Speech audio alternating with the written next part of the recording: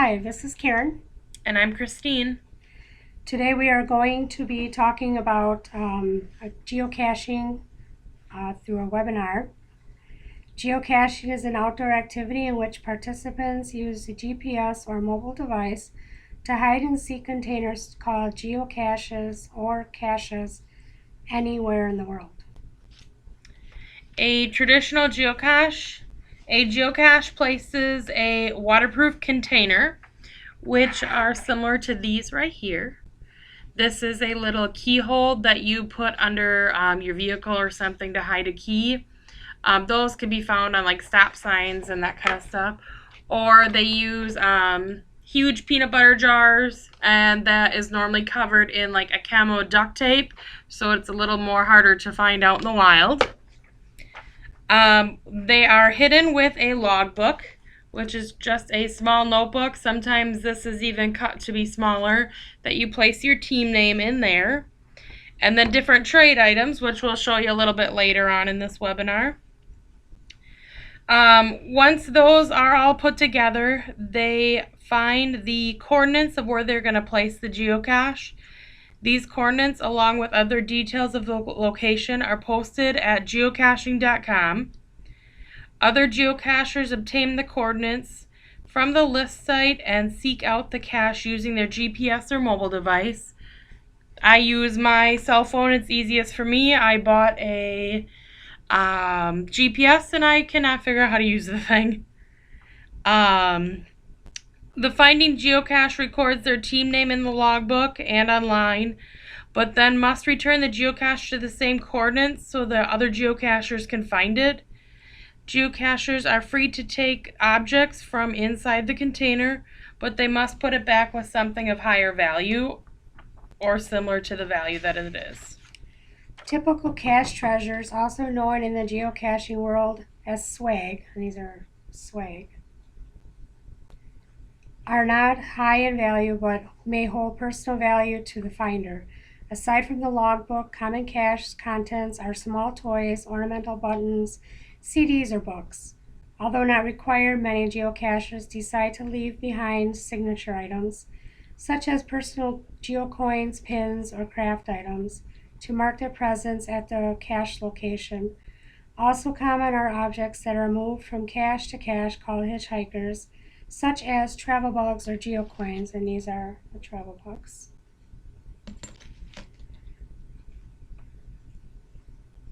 Whose travels may be logged and followed online. Cachers who place a travel blog or geocoins often assign specific goals for their trackable items. Examples of goals are to be placed in a certain cache a long distance from home, or to travel a certain country, or to travel faster and farther than other hitchhikers in a race. Higher value items are occasionally included in geocaches as a reward for the first to find, or in locations which are harder to reach. Dangerous or illegal items, weapons, food, and drugs are not allowed and are specifically against the rules of most geocaching listing sites. If a geocache has been vandalized or stolen, which happens quite a bit, it is said to be muggled. The former term plays off the fact that those are not familiar with geocaching are called muggles, a term borrowed from the Harry Potter series of books, which was rising popularity at the same time geocaching got its start.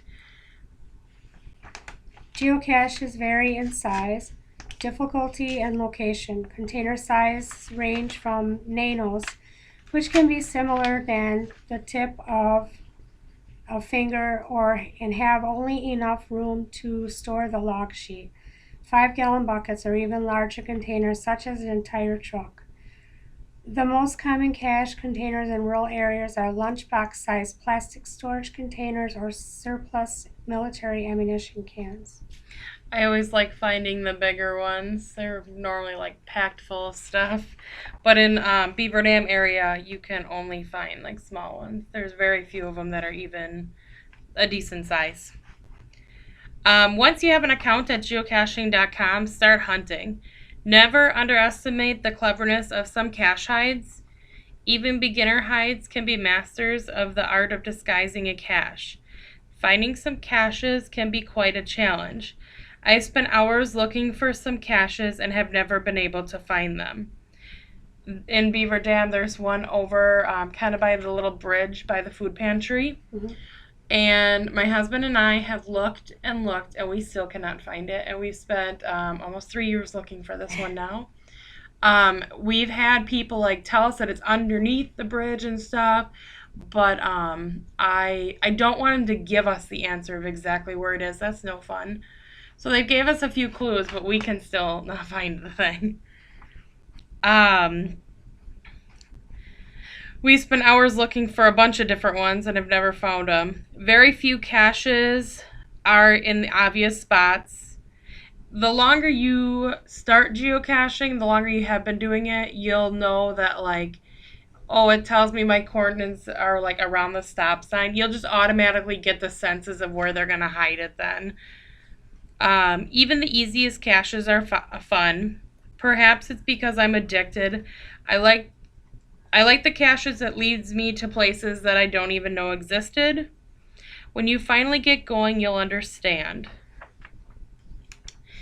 We also have an ebook that we found online. It's called The Beginner Guide to Geocaching, and you can find that ebook at www.extension.org, or my favorite place to go to find out any information about geocaching. They have little videos on their website. They have any information, questions you need or anything. Just the geocaching website itself. You can find anything on there, and I think it does have a question area as well, so you can check that out. Hope you have fun geocaching. You too. Thanks.